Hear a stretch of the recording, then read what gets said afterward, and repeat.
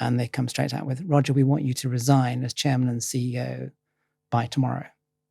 What did you feel in that moment? Cold, shock, numb, I should think. I wrote it down all after, exactly what their demands were. I think you, your family, all have to leave the business straight away, things like that. It was brutal.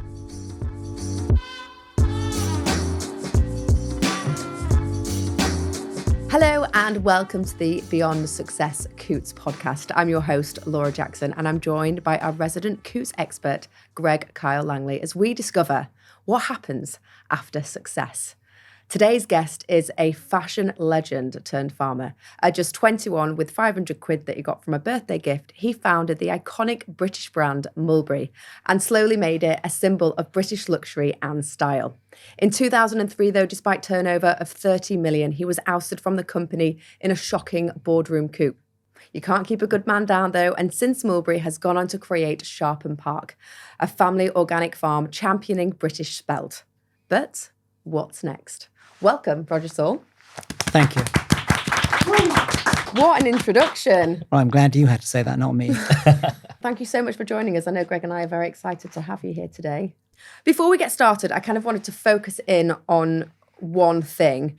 You know, from your success in fashion and from your success in farming, do you think that you've got a secret sauce to your successes?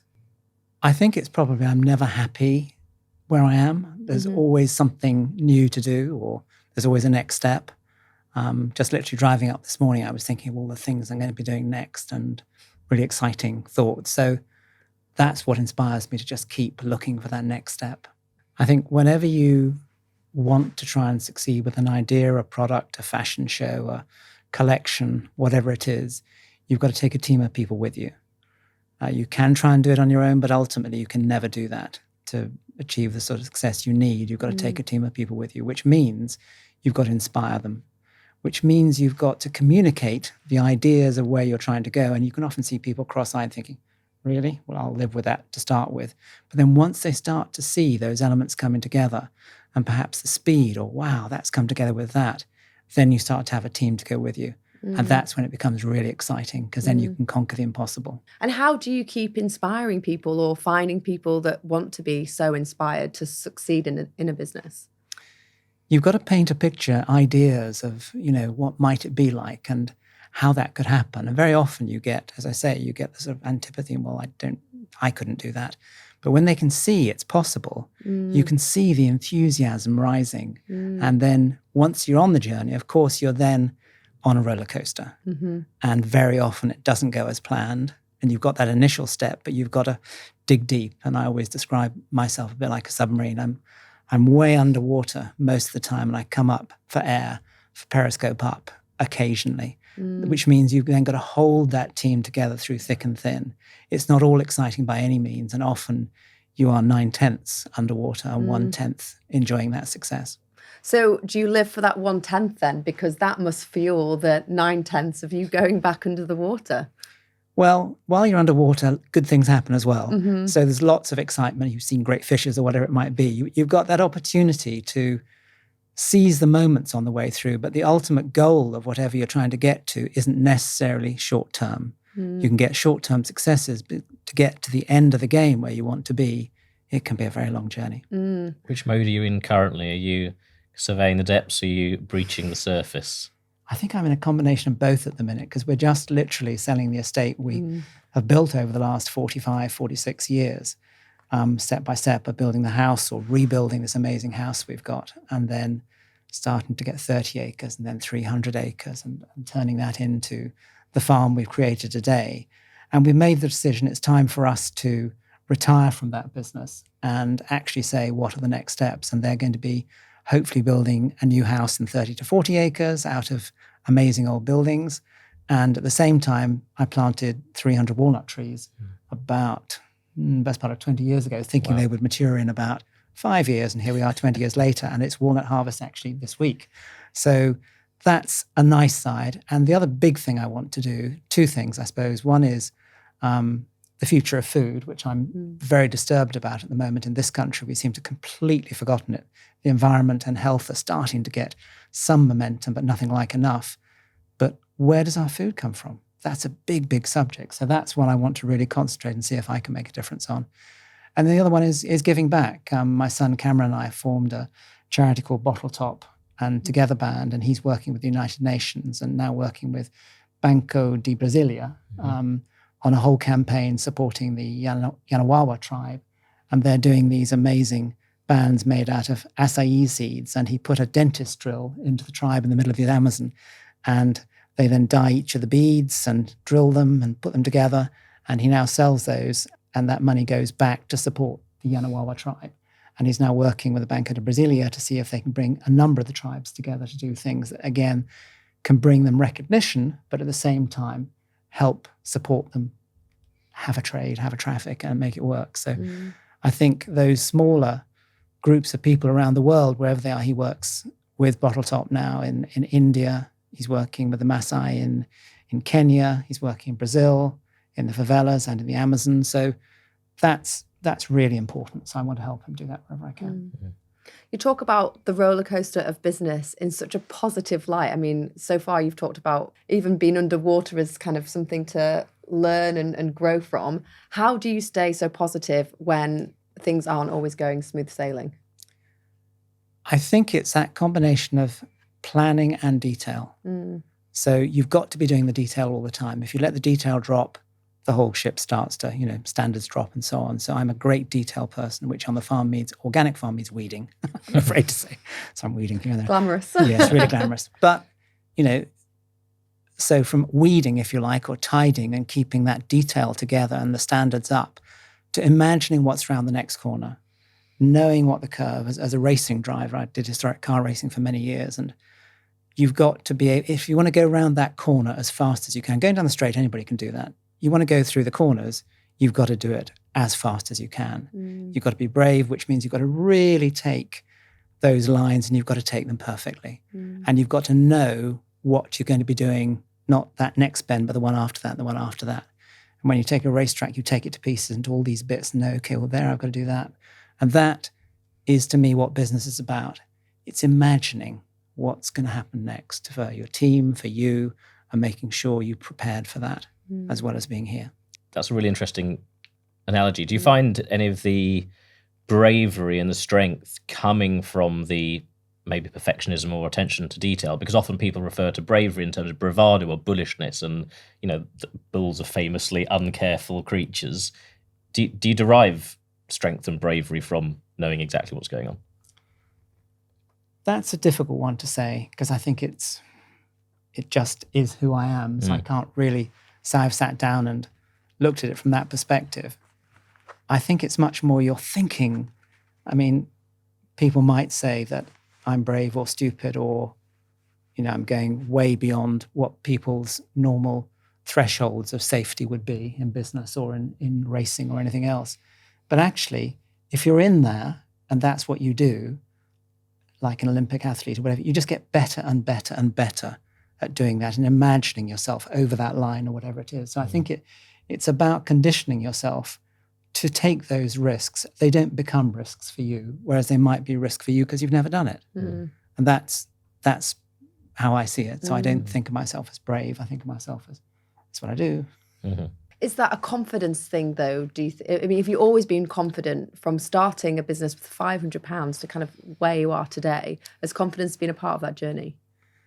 I think it's confidence on the one side and potentially fear on the other. So I think you've got to have that fear element. I mean, sitting on, again, going back to that racing, sitting on the grid with 30 or 40 other cars, engines all revving, and you're knowing you're going to go. I mean, the excitement, the fear, it's just enormous. I mean, it is an adrenaline rush, I suppose. How do you go from then a very successful global brand like Mulberry to a very successful farm like Sharpham? How do you do that?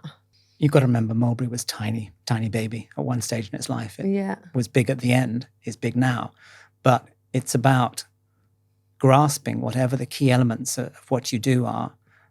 Think of farming, what do? We're organic farmers. We start a year before. We look at what crops we're going to grow, what products we're going to make, how we're going to market them. If you're in supermarkets, it takes a year to get a product in. Yeah. So you're doing a combination of planning your growing, planning your crop rotation, checking your soil health, looking at all those elements through to what's the weather going to be? Haven't a clue, but the weather can affect whatever you do. And if you don't with organic farming, you've got to do it when you've got to do it. You cannot, if the weather says you've got a window, you've got to go and get it on the ground at that point. So all those elements sit exactly the same in fashion. You start a year out, you're trying to think, what's the inspiration for you? What's going to be, what's happening in the world around me? What are my competitors doing? Where do I sit? Oh, we had a really great season in this area next. I've got to push much harder in that. Or colors coming in, black and browns going out. Whatever the elements are, if I'm thinking back to the farming side, my food products, is it time to do a new spelt risotto? Oh dear, if I do a microwave product, it's got to have a plastic coating around it. I don't want to use plastic at the moment, so I've got to find another way of bringing that product to the market. Got to find biodegradable packaging. So you're constantly trying to think, how am I going to get my position and, elbows, what are my competitors doing in farming, in food, in fashion? I've got to be totally aware of those. Back to the racing car, I've got to know where my elbows are. Yep. So all the time, you're just constantly having these millions of bits of information coming into you and trying to think, I've got to be thinking about that shortly. If I don't, I won't get to there on time. And it's that sort of... It sounds like you could have applied everything that you have learned in your business with Mulberry to lots of other businesses. Why did you transfer your knowledge to farming? It sort of happened. It was serendipity, I think, in a way. My big battle as I came out of Mulberry was such that literally the moment that was happening, huge battle went on for a couple of years. And at the same time, the farm came up for sale around our house for the first time for 100 years. And it was literally, we were a semi-detached manor house and the farm on the other side of the wall was for sale. And it happened in the same months. How does that happen in 100 years? And so suddenly my grandfather had been a farmer. As children, we'd gone over and loved feeding the pigs and being on the combine harvester and things. So that childhood memory was, I've always wanted to farm. And there it was. So that actually was probably what finally made me walk away from the Mulberry situation. Because I'm sure lots of people thought, you're going to start another fashion brand, you're going to go into what you know. And this was probably quite unexpected for everybody. Yeah, and in a way for me too.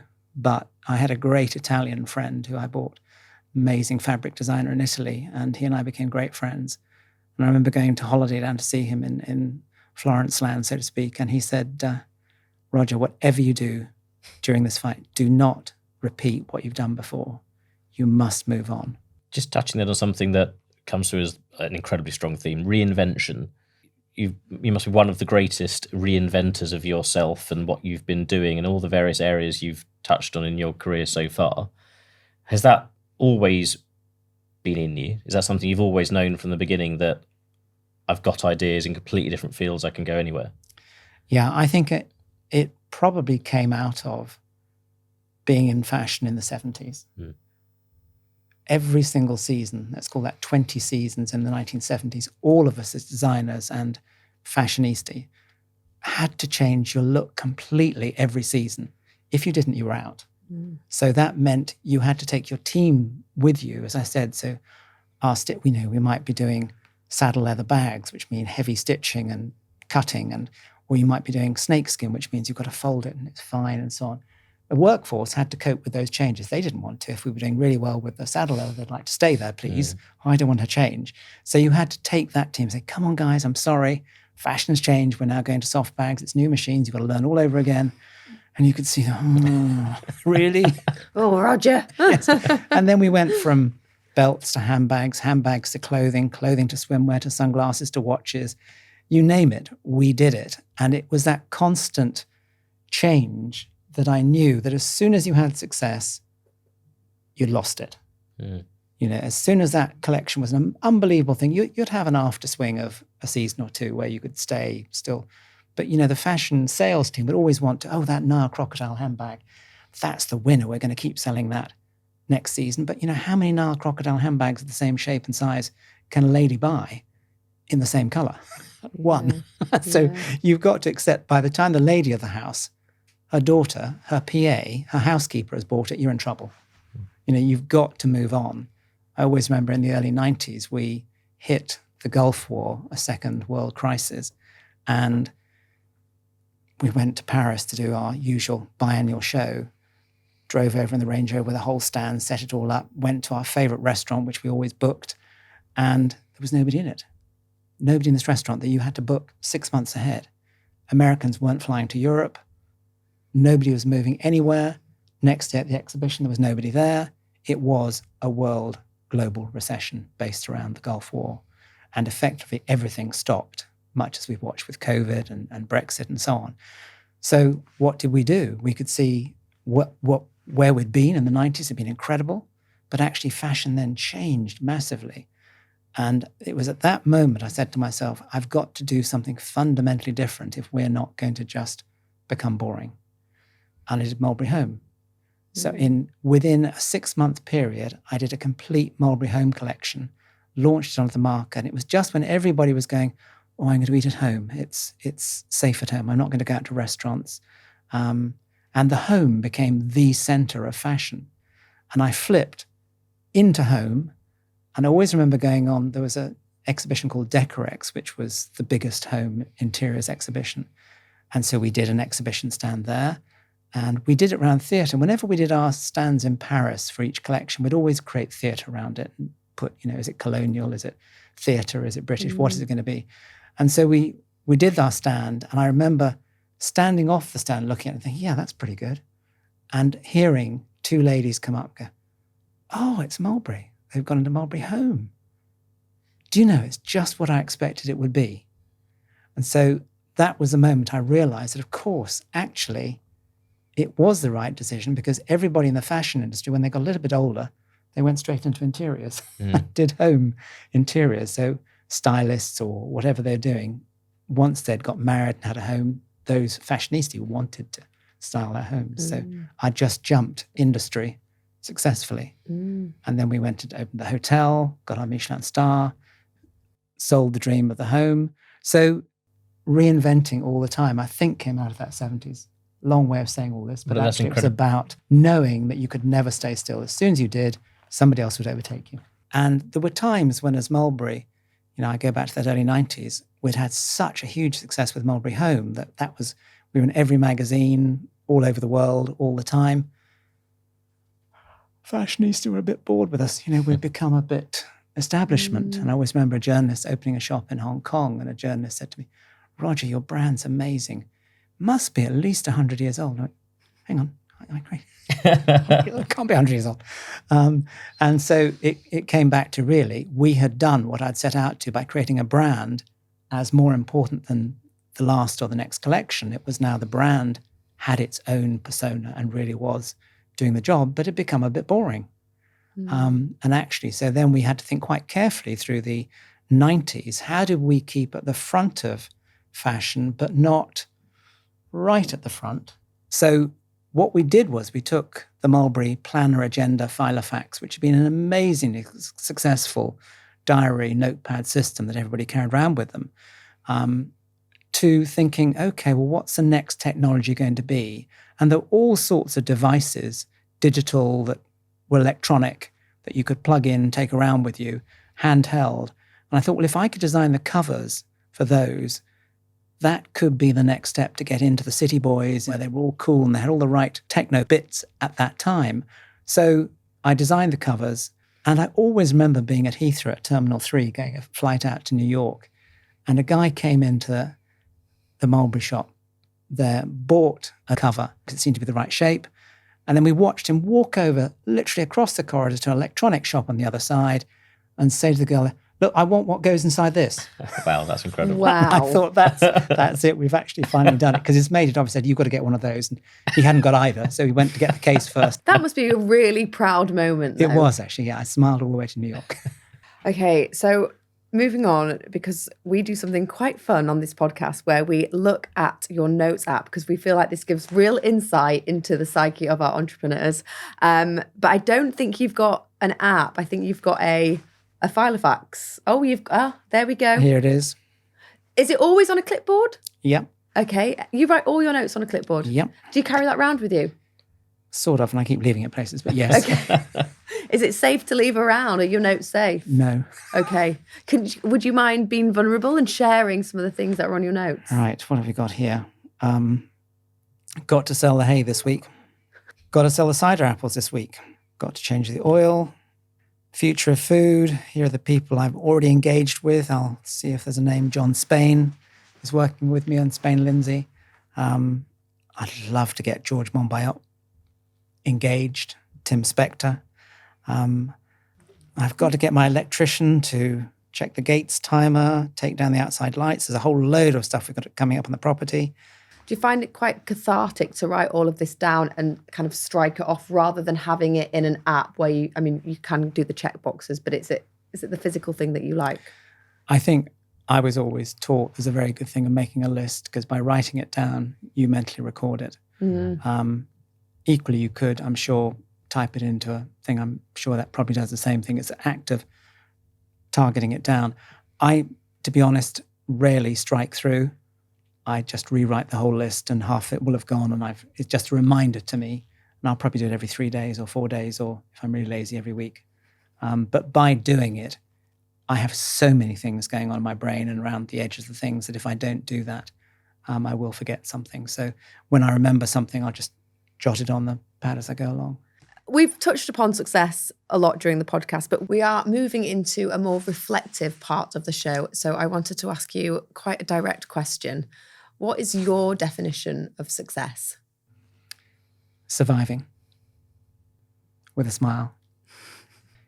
It's having created, whenever you've created something, it's happened. So I think you have to, look at Mulberry, look at Sharpen Park, look at whatever it is. Charlton House Hotel that we did, getting a Michelin star. They're all fabulous moments, but once you've done them, that's happened. And you've done it with teams of people or on your own. And those moments are magical or they're not.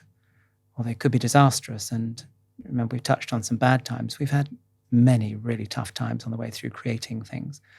So in a way, my word, I have survived my constant reinvention. I've survived myself, if you like, so far. I really want to make sure now that I can put more back. Perhaps I've given everybody product, I've given them experience. I now want to see if I can do something that perhaps has purpose, that I can help with thoughts and words and deeds that are less about me making a product, more about creating something that could be lasting and change. Because I think we're in a planet of time at the moment when all of us watch this. We've been so lucky. I've been, think of the era I've lived through. There's been the most amazing change, but we're not in a good place at the moment. It's a poor set of governments around the world who are desperately, why are they a poor set of governments? Because they're being changed constantly. They don't have time to do anything. They're scratching around, desperately trying to react to every single situation that's coming along. The economic situation, COVID, we're just not, some of the decisions at the moment on putting back, all those environmental goals. Excuse me. Even if you consider putting them back, you've got to put something on the table that encourages people still to go for them. We're putting it back 5 years but we're going to do this, this, and this. So I've come off your question, haven't I? What is success? Success is surviving and it's thriving. And that's all I can say. Once you've done it, it's done. It's not really of importance. There's going to be lots of people listening to this, hopefully, who are early on in their journeys around their careers and in building wealth, building success, however they define it. There's something so beautifully simple about survival with a smile. Would that have connected with the young Roger Saul? Would you have imagined that's where you're going to?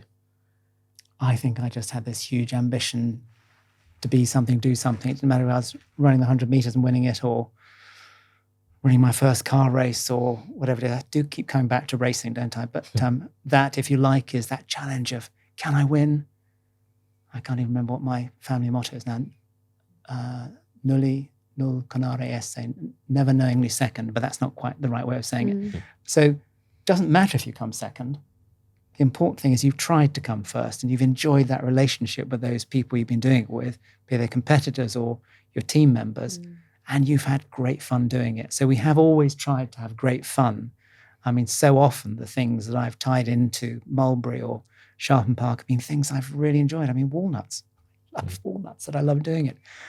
Car racing, I love doing that. We sort of wove it into Mulberry. So I think have enjoyment. That would probably be survival. Smiling meant have enjoyment when you're doing it. Don't just batter away at some business that is making you money and making you a billionaire and making you a hard whatever it is. That cannot be what life should be about. I love the fact that you talked about success as being moments. I think lots of people think of success as lots of money, a house, a car, but actually you're right, kind of honing in on those smaller moments, those really meaningful moments where you've done something with intent, with purpose and with joy. I think that that's such a nice way to look at success. Yeah. I think there's also a really interesting thing in there that for lots of people, success is always a thing in the future, and they never stop and turn around and look where they've come from. And that journey as well is so much part of the success that people need to reflect on a bit more. This is an age-old question, but do you think that wealth brings happiness? I think it brings happiness, sometimes momentarily. It's enabled me to restore my house, buy vintage racing cars, have to sell them again to build another bit of the house.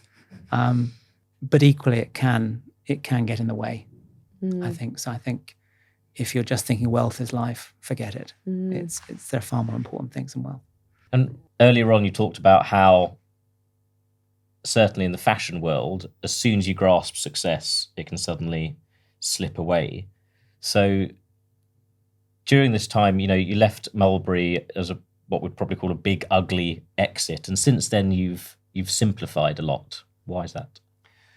Well, I think looking at my Mulberry career was almost a reflection of what's happened to all of us in the world, that we started as a tiny baby in the London fashion scene, went into Europe. I got a little ferry and car over to Paris and sold my collection there, and we became European and became ensconced in the European fashion world. I then went out to America and we became one of the leading European designers in America to succeed, and then out to States. Then we opened shops and we then did franchises. And you could see all brands becoming global, and that actually your shop had to look identical if you're a fashion brand in Tokyo to Cyprus to wherever it was. And actually that was a bit sad because you lost the local influence of what the Cypriot brand might be there, the view of the brand, because their cultures are different. But that's what it was. And we all did that, and that's what it became. I think, to me, we've now gone completely the opposite direction. So we've sunk back to being, we're trying to divide from Scotland, Wales, England. We've come out of Europe. So we've come right back in. Global is no longer fashionable in any sense. It's about local. It's about looking after each other locally. And we've gone too far the other way. But that balance, so as we went through that battle, it was a difficult one. It went on for over 2 years. We tried to make it work with our investors, but they quite clearly, from the very first moment, made it clear they wanted me out of the business. So we were being pushed all the time, but surviving. And we'd come to a point in our big battle that actually we were getting to a point where it was going to go one way or the other. And I actually thought we were doing pretty well in that battle. And there was one moment, and I'm not going to tell the whole story because it's a big one, and it will get into the book one day, and I will write it down and get it. I've actually written it down, but I will do it properly. But there was a moment. Imagine we're in June, July, central London, and we're walking towards the offices. They've called a meeting with us. So, well, how are we going to play this? Because this is fight number 53,000,006. What are we going to be defending or attacking? We get to the offices, round a boardroom, sit down, and they come straight out with, Roger, we want you to resign as chairman and CEO by tomorrow. If you don't, we will put in an accountant's review of the company based on your stock levels because we think they're misrepresented. And I knew they weren't. I knew they were absolutely fine. I knew what this would be a whole route for us as a company to have to spend a huge amount of money and time in addressing that issue. But I also knew that this was, we're in endgame now. And that threat was, they hoped that would actually make me resign that next day. And that was the beginning of an end game that went on for a good few months after that. But key moment. What did you feel in that moment? Cold, shock, numb, I should think. I wrote it down all after. So I've still got it in my old Mulberry Filofax, written down the notes of exactly what their demands were. And there were many more, but it was, I think your family all have to leave the business straight away, things like that. It was brutal. What did you do after that meeting? Where did you go? I don't think we said a lot when we went out, but I would have gone back to Somerset and got ready for the next round of battle whilst we were launching one of the most successful collections we'd ever done. So you've got to think, on the one hand, we'd just done our, the IT bag was out. We'd got it on the catwalk. Gisela Bündchen had been photographed on it. That was the first Mulberry IT bag that came out in the early 2000s. And so there we are on the one side with that, on the other. And did you think that it was a battle that you still wanted to fight at that point? Oh, yeah. I mean, when you get threats like that, you actually can't do anything but fight. And I knew I could win that one, but I knew it would be another. That meant we'd have teams of accountants poring over the business for months. It cost us 50 grand to do for nothing, just because somebody was fighting and battling us. And how long did that battle go on for before you did exit the company? Probably another 5 months. That must have been the longest 5 months of your life. Well, we batted off that. We won that. The accountants had to go away and say, look, your stock's absolutely perfect. So then I thought I was doing quite well. There's lots of people that we work with who are going through transitions, often, even though from an outside they might not look painful, they can still be painful. If it's a sport or a music career coming to an end and moving to something else, or someone selling their business, or someone leaving a big company, dealing with that big change in life, what would you recommend to those people? Is it go traveling for a month, go traveling for 6 months, disconnect, or is it something different? I think you've got to put your house in order first. So we did. So I think the most important thing is you go back to that planning and the detail. So you've got to prepare for those changes, which is obvious, but do prepare for them properly, because by going through that process, it's cathartic. And if you've done that properly, rather than just swanned off for whatever it is, I believe that leaves you, you can go off and enjoy that experience, whatever it is, if that's the thing to do, or you go straight into doing the next round or whatever it might be. But I think you've got a plan, you've got to embrace. They're all obvious things to say, but sometimes quite hard to do, I suspect. Not accepting or wishing to hold on to bits. I think you've actually got to be prepared for complete change, but try and put in that structure things that you can still recognize to touch, either the mind or physically. I feel like you've lived about 9 lives, Roger. I'm not going to lie. And you really have so many amazing stories. If you could go back and tell your younger self some life advice, what would it be? Make sure you get to life number 10.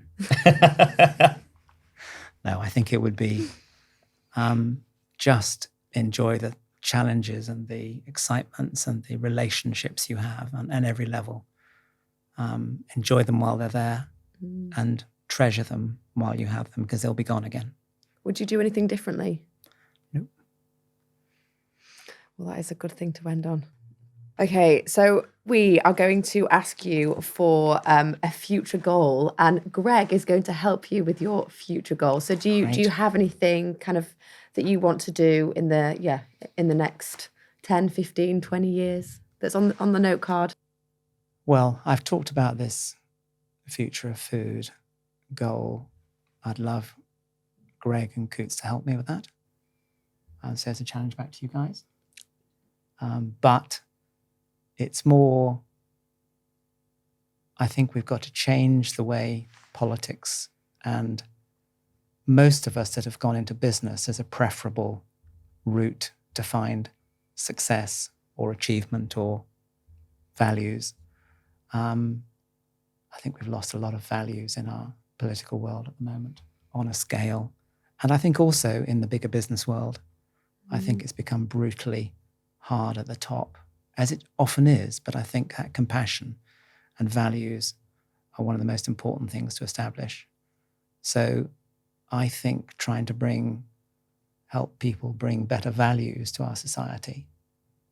I'm thinking of GB Limited at the moment, because I think actually each country's got to look after its own.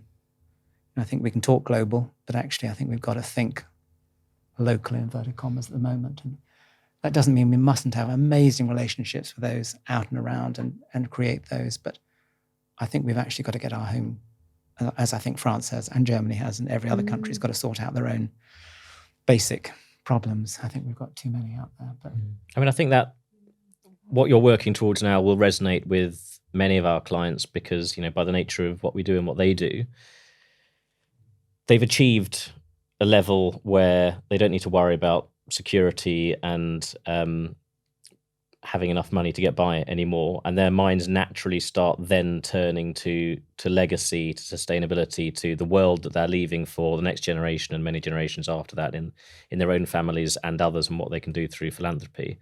And so drawing on those skills that you've used in your business, the relationships you've built, the networks you have, and something we've discussed previously, the pushing on the already open doors that is there that you can just cascade the people through. That feels like the way that we can all work together on that. brilliant. Thank you so much. Wow, what a wonderful and insightful conversation. Thank you very much for joining us. Thank you, Laura. Thank you to you guys for listening or watching at home. Don't forget to follow and subscribe for our next Beyond Success podcast guest coming soon. Thanks so much.